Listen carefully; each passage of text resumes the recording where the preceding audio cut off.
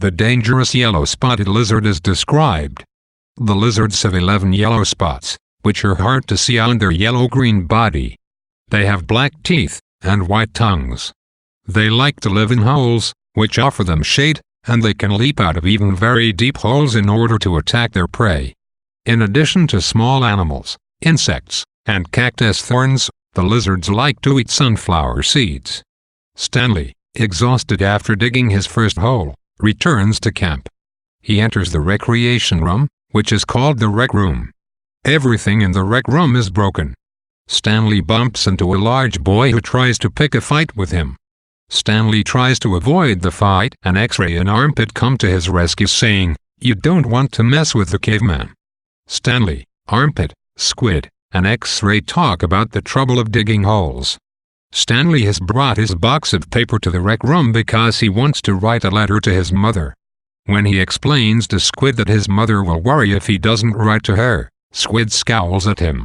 Stanley notices that the entire room is wrecked because the boys themselves have broken the things in it. Stanley waits until Squid leaves before writing his letter. When Stanley does write to his mother, he tells her he is having fun and swimming a lot. In the middle of writing his letter, Stanley notices that Zero is staring at his letter. Zero asks Stanley, "Did the shoes have red X's on the back?" Stanley responds that they did, and then hears Armpit and Squid calling Caveman to come to dinner. Stanley realizes that his nickname is Caveman. Stanley's second hole is also very hard to dig. While he is digging, he finds the fossil of a fish. He has been told by Mr. Pendinsky that if he finds anything interesting, he might not have to finish his hole.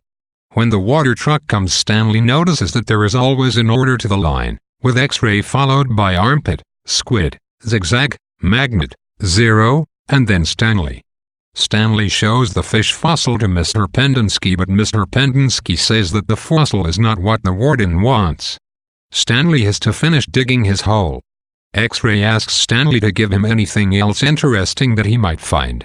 X-Ray explains that his nickname is Pig, Latin for his real name, Rex. Actually, X-Ray has very poor vision and will never be able to find anything that might be in the holes. X-Ray says that since he has been at the camp for a year and Stanley has only been there a month, it is more important for X-Ray to get the day off. Stanley agrees because he wants X-Ray to like him. Stanley wonders why everyone follows what X-Ray does. He realizes that X-Ray is the smallest boy apart from Zero and that he, Stanley, is actually the largest boy. As Stanley continues to dig his hole, he imagines a confrontation between his school bully, Derek Dunn, and the boys here. He enjoys thinking of Derek Dunn, who has so often tormented Stanley, being beaten up by the boys from the camp. When Stanley finishes digging his second hole, he returns to camp to find Mr. Pendinsky talking with the boys and his group. Mr. Pendinsky asks each boy what he wants to do as a career after leaving Camp Green Lake. When Mr. Pendinsky says that even Zero is not totally worthless, and then asks Zero what he would like to do when he leaves Camp Green Lake. Zero is silent at first, but then he replies that he likes digging holes. This section develops the relationship between the narrative and fairy tales. The yellow-spotted lizards embody many of the fears that most people have. Not only are they hideous-looking and dangerous, but they hide in holes, where the boys spend most of their time. They are a constant menace, and because they like to eat sunflower seeds, which are what Mr. Sir constantly spits into the boys' holes, the reader can guess that they will soon appear as a threat to at least one of the characters.